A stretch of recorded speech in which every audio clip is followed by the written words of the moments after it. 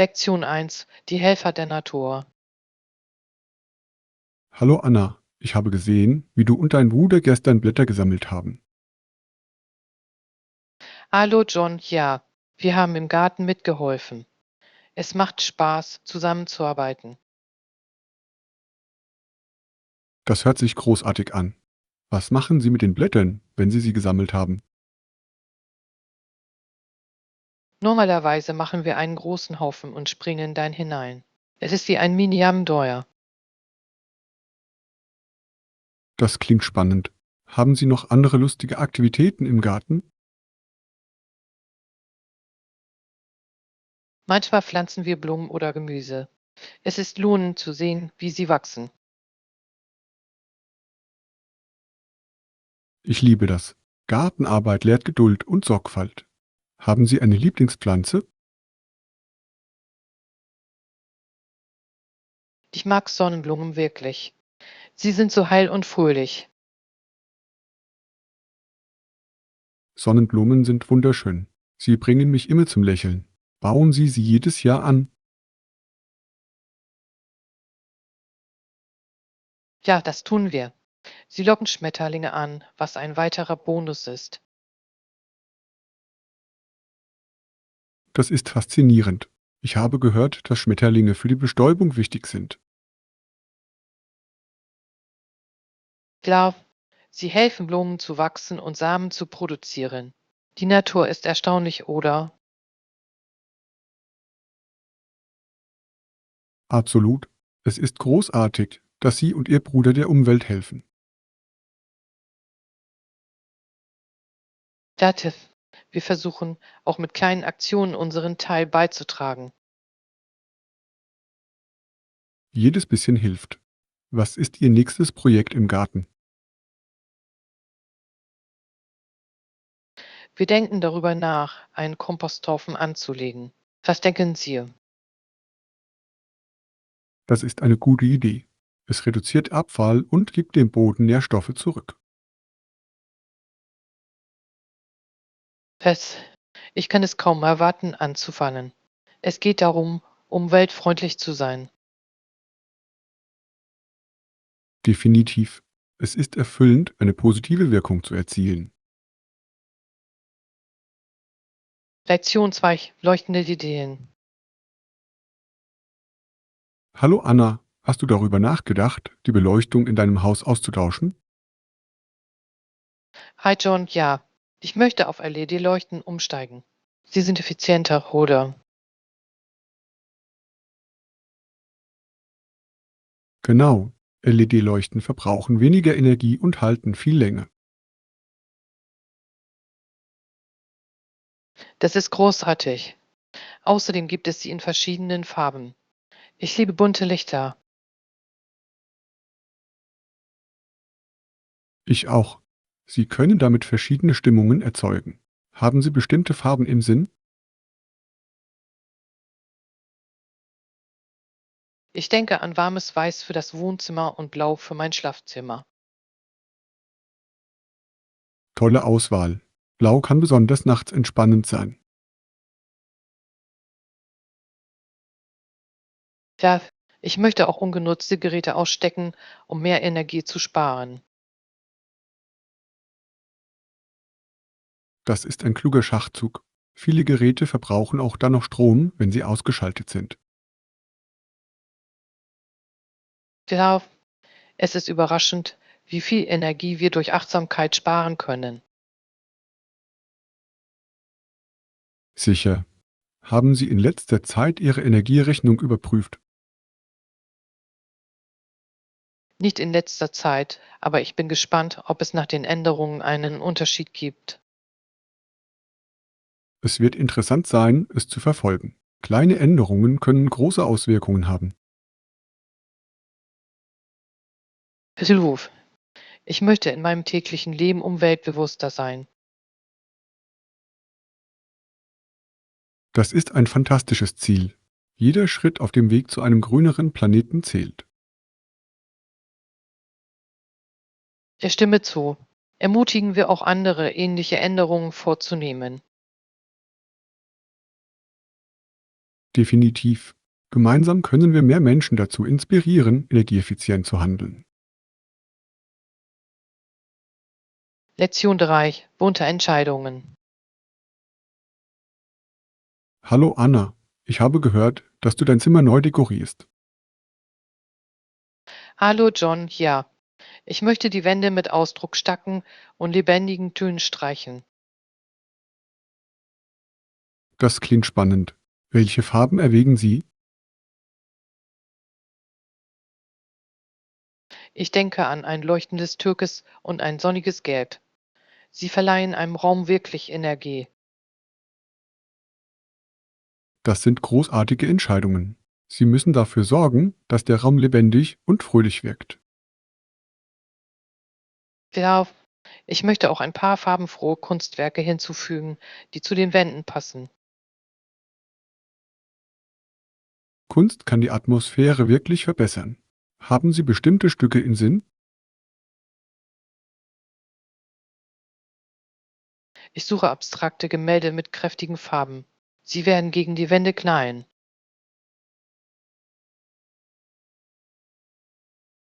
Das ist eine kluge Idee. Durch das Mischen verschiedener Stile kann ein einzigartiger Look entstehen.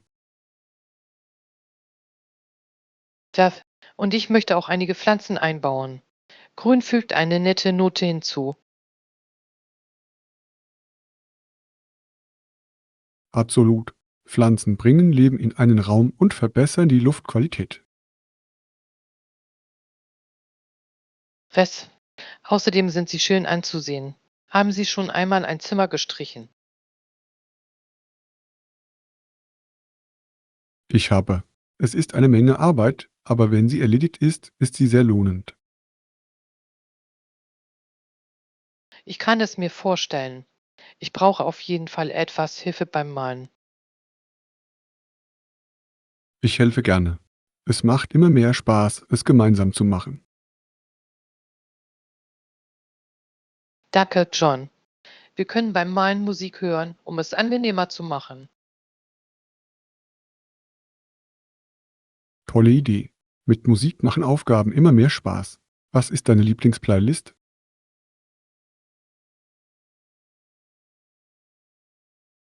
Ich liebe fröhliche Lieder. Es hält die Energie hoch, während wir arbeiten. Klingt perfekt. Ich kann es kaum erwarten, den fertigen Raum zu sehen. Lektion 4: Modefunde.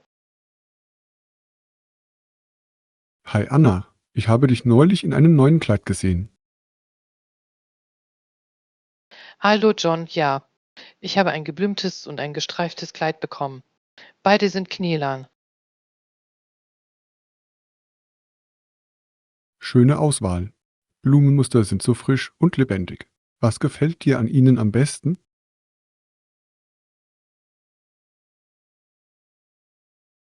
Ich liebe es, wie sie mein Outfit und meine Stimmung aufhellen können. Sie sind perfekt für den Frühling. Absolut. Und was ist mit dem gestreiften Kleid? Die Streifen sorgen für eine lustige Note. Es ist lässiger, aber dennoch stilvoll für Ausflüge. Klingt vielseitig. Haben Sie eine Lieblingsart, sie zu stylen? Normalerweise kombiniere ich das Blumenkleid mit einer Jernsjacke und Sandalen. Das ist eine tolle Kombination. Der Denim passt hervorragend zu floralen Mustern. Ja, zum gestreiften Kleid trage ich gerne einen Gürtel, um meine Teile zu betonen.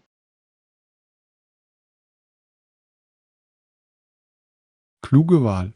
Gürtel können den Look eines Kleides wirklich verändern. Das tun sie. Accessoires machen einen großen Unterschied darin, wie sich ein Outfit anfühlt. Welche Accessoires wählen Sie normalerweise?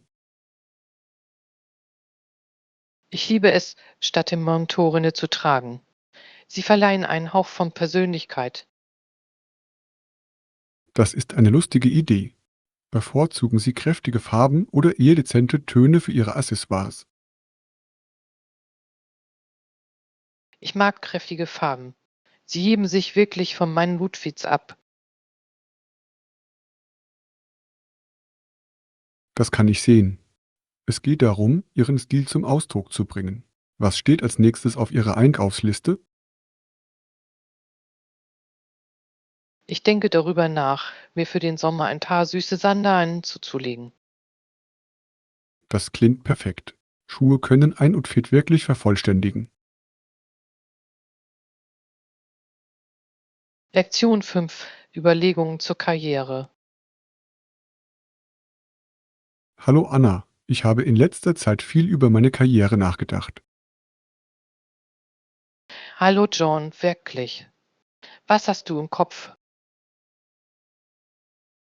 Ich denke über einige Optionen nach, bin mir aber nicht sicher, welchen Weg ich einschlagen soll. Das ist verständlich. Welche Bereiche untersuchen Sie? Ich interessiere mich für Marketing und Grafikdesign. Sie wirken kreativ und dynamisch.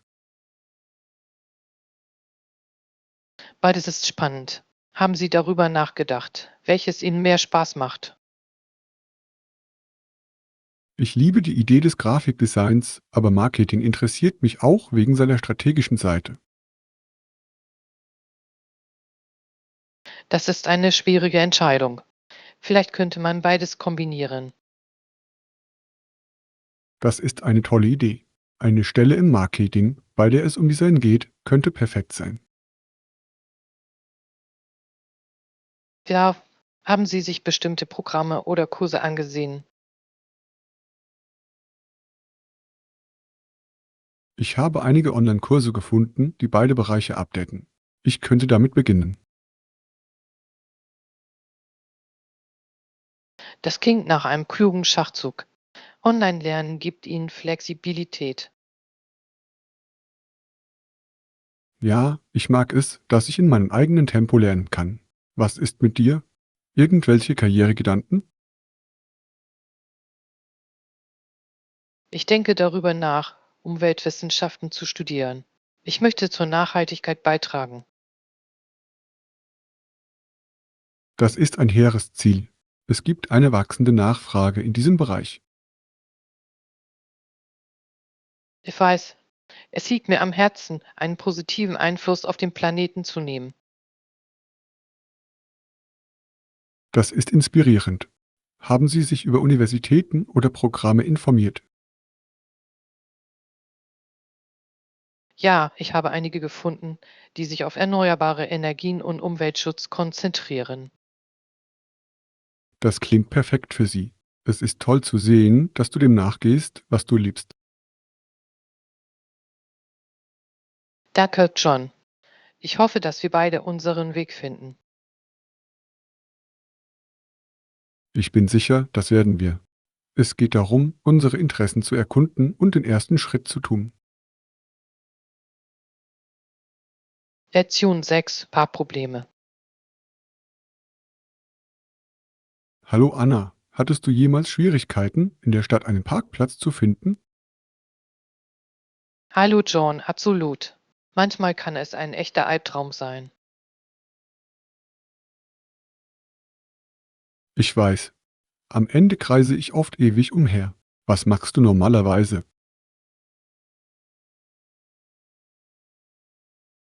Ich versuche, wann immer ich kann, öffentliche Verkehrsmittel zu nutzen. Es ist so viel einfacher. Das ist eine kluge Wahl. Haben Sie ein Lieblingstransportmittel? Ich liebe die U-Bahn. Es ist schnell und vermeidet Verkehr. Was ist mit dir?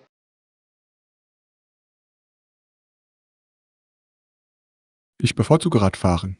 Es ist gesund und ich kann überall parken. Das hört sich lustig an. Aber ist es im Straßenverkehr nicht riskant? Ein bisschen, aber ich bin vorsichtig. Außerdem ist es eine tolle Möglichkeit, die Stadt zu erkunden. Manchmal gehe ich stattdessen spazieren, besonders bei schönem Wetter. Wandern ist wunderbar. Du nimmst so viel mehr um dich herum wahr. Genau. Außerdem ist es kostenlos. Haben Sie schon einmal Carsharing ausprobiert? Ja, aber ich finde das Parken auch immer noch schwierig. Ja, es scheint, als gäbe es beim Parken immer eine Herausforderung. Manchmal denke ich sollte einfach von zu Hause aus arbeiten, um das zu vermeiden. Das ist eine gute Idee. Remote-Arbeit hat seine Vorteile, nicht wahr? Das tut es wirklich. Keine Parkprobleme und mehr Zeit für mich. Aber ich vermisse den sozialen Aspekt des Bürobesuchs. Ebenfalls. Ein Gleichgewicht ist der Schlüssel, denke ich. Was denken Sie?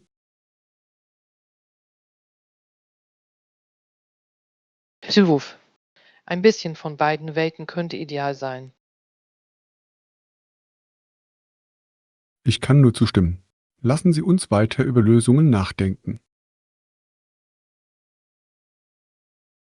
Lektion 7. Historische Echos. Morgen, Anna. Haben Sie etwas über Viktorias Enkel und ihren Einfluss gelesen? Hallo John. Ja, es ist faszinierend, wie sie die Menschen damals unterdrückten. Genau. Es hat zu erheblichen Unruhen geführt, nicht wahr? Definitiv. Die russische Revolution war ein Wendepunkt. Es war. In so kurzer Zeit geschahen so viele Veränderungen. Richtig, und dann kam die Zwischenkriegszeit, die ziemlich turbulent war.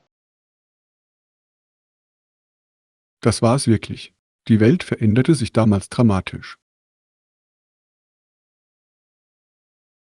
Ich finde es interessant, wie sich die Geschichte in gewisser Weise wiederholt. Ja, die Lektionen, die wir lernen, scheinen sich im Laufe der Zeit wiederzuspiegeln. Glauben Sie, dass wir heute die gleichen Fehler machen? Manchmal fühlt es sich so an, besonders bei sozialen Themen. Vereinbart. Bewusstsein ist entscheidend, um eine Wiederholung der Geschichte zu vermeiden. Bildung spielt dabei eine große Rolle, finden Sie nicht? Ruf. Je mehr wir wissen, desto bessere Entscheidungen können wir treffen. Es geht darum, unsere Vergangenheit zu verstehen und die Zukunft zu meistern. Ja, wie können wir also Ihrer Meinung nach dieses Bewusstsein fördern? Spannende Diskussionen wie diese sind ein toller Anfang. Lektion 8. Parks und Gipfel. Hallo Anna, hast du schon einmal die Nationalparks Yoho oder Kotner besucht? Hallo John. Das habe ich nicht, aber ich habe gehört, dass sie wunderschön sind. Was denken Sie? Das sind sie wirklich. Besonders Muntrupsohm. Es ist atemberaubend. Ich habe Bilder gesehen. Die Aussicht sieht unglaublich aus. Was hast du da gemacht? Ich bin einige Wanderwege gewandert und habe Wasserfälle gesehen. Die Landschaft war atemberaubend.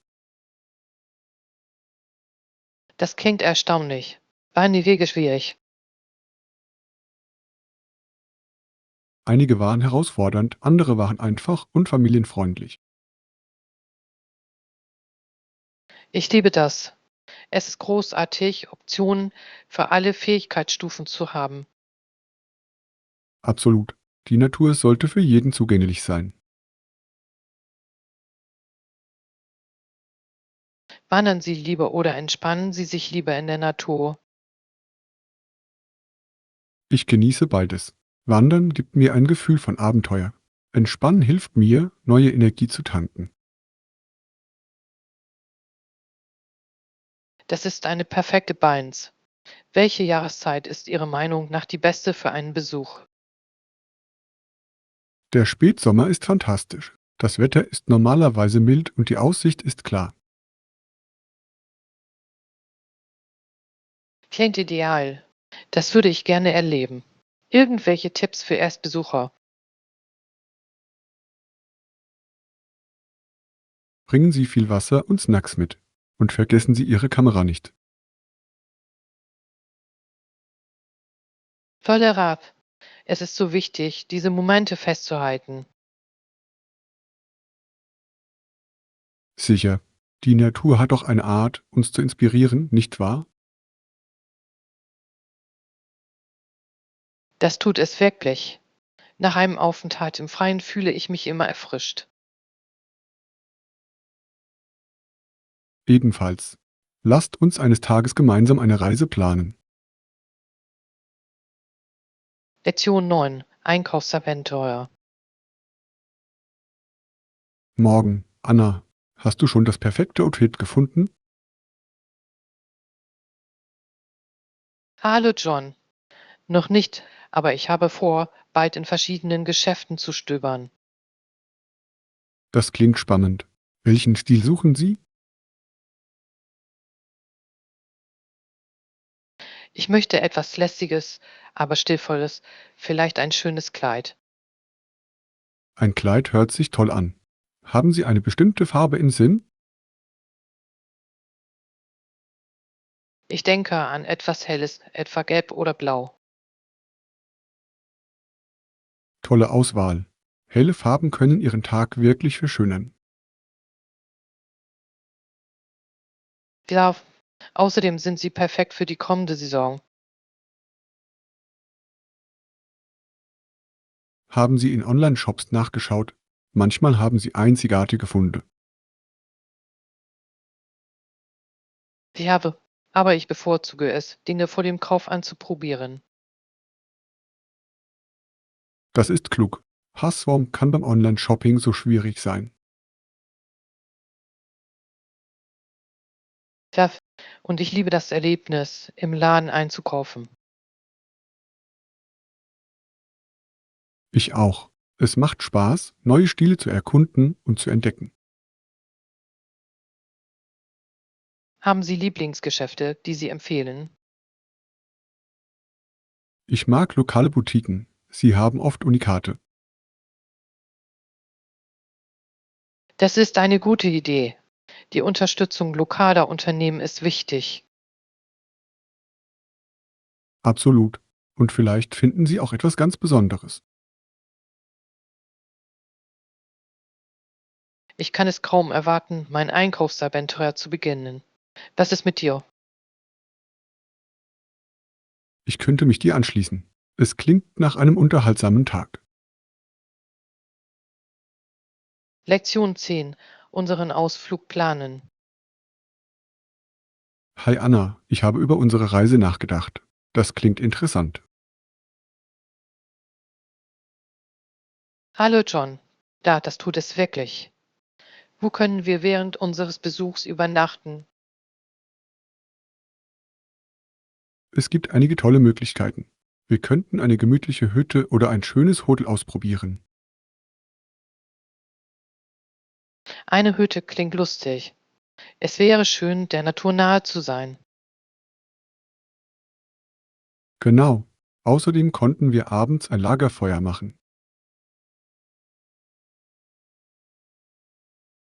Das wäre perfekt. Kennen Sie gute Orte zum Mieten? Ja, es gibt einige schöne Hütten in der Nähe des Sees. Wuff, das klingt großartig. Wie weit sind Sie von den Hauptattraktionen entfernt? Gar nicht weit. Nur eine kurze Fahrt von den Wanderwegen und Parks entfernt. Großartig. Ich liebe es, neue Wege zu erkunden. Gibt es Führungen? Ja, einige Hütten bieten geführte Touren an, die unterhaltsam und informativ sein können. Das wäre eine gute Möglichkeit, etwas über die Gegend zu lernen. Wie sieht es mit den Essensmöglichkeiten aus? Wir könnten unsere Mahlzeiten in der Hütte zubereiten oder in den örtlichen Restaurants vorbeischauen. Ich würde gerne etwas lokales Essen probieren. Irgendwelche Empfehlungen? In der Nähe gibt es ein schönes Restaurant, das traditionelle Gerichte serviert. Das hört sich köstlich an. Lassen Sie uns auch eine Liste der Orte erstellen, die Sie besuchen sollten. Definitiv. Wir sollten einige malerische Orte für Fotos einbeziehen. Sektion 11: Historische Abenteuer. Morgen. Anna, haben Sie von den entlassenen Soldaten aus dem Jahr 1865 gehört? Hallo John. Ja, ich habe etwas über ehemalige schwarze Sklaven und junge Männer auf der Suche nach Abenteuern gelesen. Genau. Nach dem Bürgerkrieg suchten viele nach neuen Möglichkeiten. Das ist faszinierend. Was für Abenteuer suchten Sie? Sie zogen oft nach Westen, erkundeten neue Länder und begannen neu. Ich kann mir vorstellen, wie aufregend das gewesen sein muss. Gehörten Sie zu bestimmten Gruppen? Einige gründeten Gemeinschaften und andere traten dem Militär bei, um neue Rollen zu übernehmen. Das ist interessant. Es muss eine herausfordernde Zeit für Sie gewesen sein. Definitiv. Sie standen vor vielen Hindernissen, aber ihre Widerstandsfähigkeit war bemerkenswert. Was hat Sie Ihrer Meinung nach motiviert, weiter voranzuschreiten? Die Hoffnung auf Freiheit und ein besseres Leben trieb viele von ihnen an. Das ist mächtig. Es muss inspirierend sein, Ihre Geschichten kennenzulernen. Sicher, wir sollten mehr über ihre Beiträge zur Geschichte erfahren. Jeff, wenn wir Ihre Probleme verstehen, können wir unsere Gegenwart wertschätzen. Absolut. Suchen wir nach Dokumentationen oder Büchern zu diesem Thema. Lektion 12: Stärke in der Familie. Hallo Anna, ich habe darüber nachgedacht, dass meine Familie schon immer meine Stärke war. Hallo John, das ist wirklich rührend. Wie haben sie dich unterstützt? Wann immer ich mich schwach oder unsicher fühlte, waren sie da, um mich aufzurichten. Das ist wunderbar. Es ist großartig, ein solches Unterstützungssystem zu haben. Genau. Meine Eltern haben mir durch ihre eigenen Kämpfe Resilienz beigebracht. Das ist inspirierend. Haben Sie eine besondere Erinnerung, die Ihnen ins Auge sticht? Ja, ich erinnere mich an eine schwierige Zeit in der Schule, als ich aufgeben wollte. Was haben Sie getan, um ihnen dabei zu helfen? Sie ermutigten mich, es weiter zu versuchen und erinnerten mich an meine Stärken. Es ist mächtig. Positive Verstärkung kann einen großen Unterschied machen. Sicher, es hat meine Einstellung gegenüber Herausforderungen wirklich geprägt. Ich stimme zu. Die Unterstützung der Familie kann uns helfen, so viel zu überwinden. Haben Sie das Gefühl, dass Ihre Familie Ihnen auch Kraft gibt? Ruf. Wann immer ich auf Schwierigkeiten stoße, stütze ich mich auf sie. Es ist erstaunlich, wie diese Verbindung uns motivieren kann, nicht wahr? Darf Es erinnert uns daran, dass wir in unseren Kämpfen nie wirklich allein sind. Genau. Lasst uns diese Beziehungen schätzen und sie weiter ausbauen. Lektion 13: Einen Handwerker Job aushandeln. Hallo Anna, Ich habe gehört, dass du einen Handwerker suchst, der bei dir Arbeiten erledigt. Würde es Ihnen etwas ausmachen, wenn ich einen Blick darauf werfen würde? Oh, hallo John. Ja, ich hatte vor, ein paar kleinere Reparaturen durchführen zu lassen. Bieten Sie Ihre Dienste an. Ich bin. Ich habe einige Erfahrung mit der grundlegenden Wartung und Reparatur von Häusern. Wie viel möchten Sie pro Stunde bezahlen? Hi, Ma'am. Der durchschnittliche Tarif in dieser Gegend liegt normalerweise bei etwa 15 Yuan pro Stunde.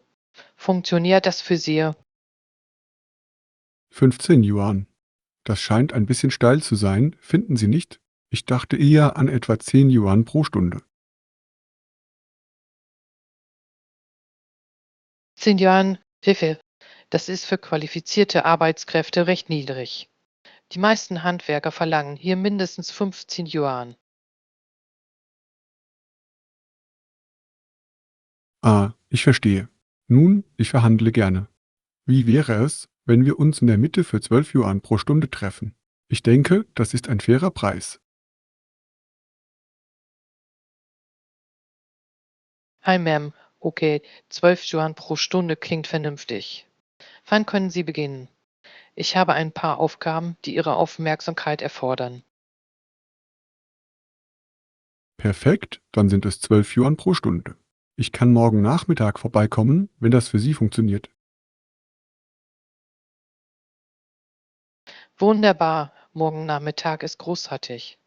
Ich weiß es wirklich zu schätzen, dass Sie sich die Zeit genommen haben, vorbeizukommen und mitzuhelfen. Auf jeden Fall, ich helfe gerne weiter. Teilen Sie mir einfach mit, was im Einzelnen zu tun ist, und ich werde mich sofort an die Arbeit machen. Hört sich gut an. Ich werde eine Liste erstellen und sie morgen für Sie bereithalten. Das wird eine große Hilfe sein, John. Ausgezeichnet, ich freue mich darauf. Teilen Sie mir einfach die Einzelheiten mit und ich erledige die Aufgaben effizient. Wunderbar, dann ist es ein Schnippchen. Ich bin mir sicher, dass Sie einen tollen Job machen werden. Wir sehen uns morgen Nachmittag. Hört sich gut an, Anna. Ich werde da sein und bereit sein, mich an die Arbeit zu machen. Ich freue mich darauf, Ihnen bei Ihrer Arbeit behilflich zu sein. Fantastisch, ich weiß es zu schätzen. Das wird mein Leben so viel einfacher machen. Nochmals vielen Dank, John. Es ist mir ein Vergnügen, Anna. Ich bin froh, dass wir die Details klären konnten. Bis morgen.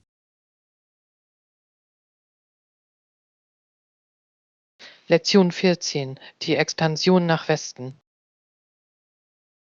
Hi Anna, wusstest du, dass die Vereinigten Staaten im 19. Jahrhundert nach Westen expandierten? Wie Das war mir nicht klar. Was geschah in dieser Zeit?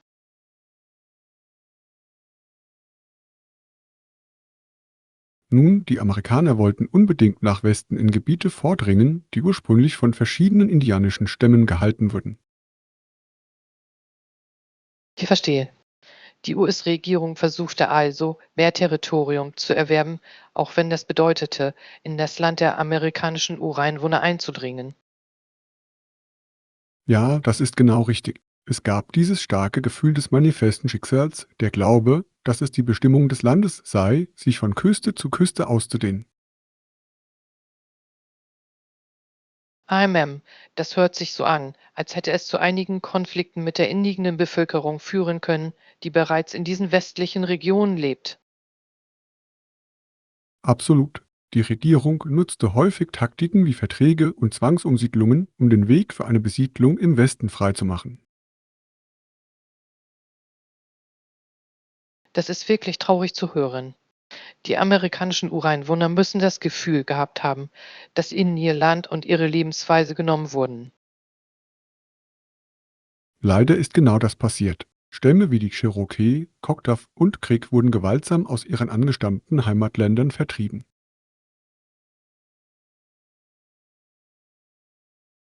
Die Spur der Tränen, das ist eines der herzzerreißendsten Ereignisse in der amerikanischen Geschichte.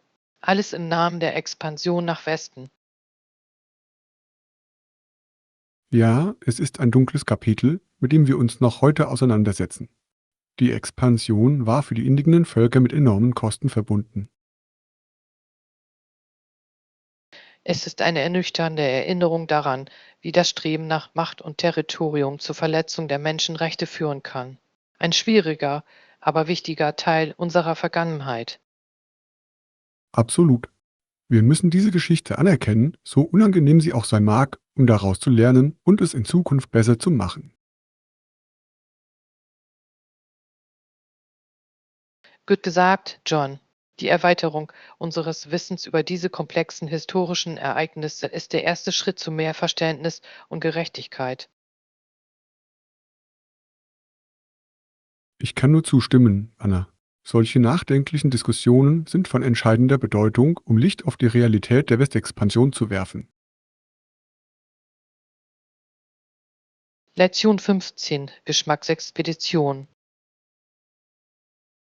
Hallo Anna, ich habe eine Idee für etwas Abenteuerlicheres als unsere üblichen Snacks. Ist Ihnen aufgefallen, dass es Honig heutzutage in allen möglichen einzigartigen Geschmacksrichtungen gibt? Verwickel. Das hatte ich nicht bemerkt. Von welchen Geschmacksrichtungen sprichst du?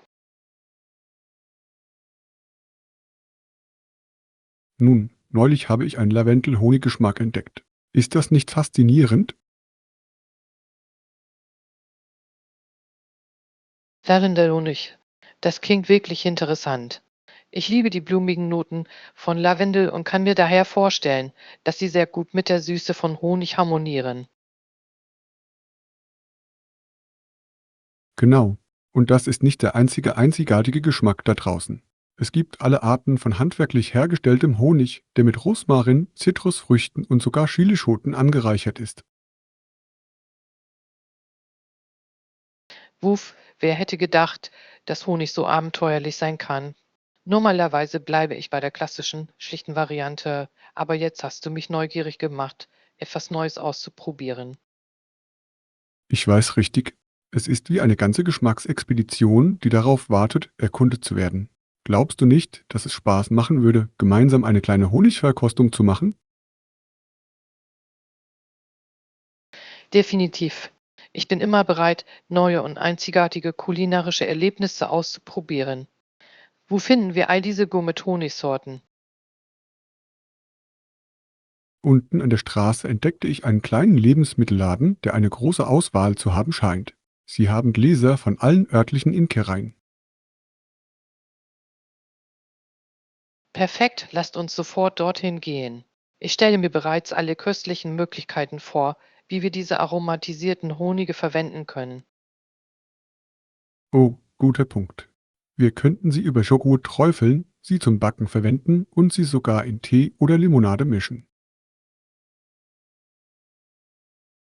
Die Möglichkeiten sind endlos. Das wird ein spannendes kulinarisches Abenteuer. Ich bin bereit, wenn du es bist, John. Wunderbar. Begeben wir uns auf unsere Geschmacksexpedition. Ich habe das Gefühl, wir werden einige echte Honigjuwelen entdecken. Lektion 16. Sportgespräch. Hi Anna, hast du das neue Sportgeschäft in der Innenstadt gesehen? Hallo John, ja, ich habe es bemerkt.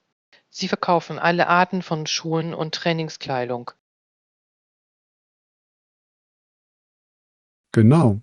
Ich habe gehört, dass es spezielle Schuhe zum Laufen gibt. Laufen Sie oft? Retour.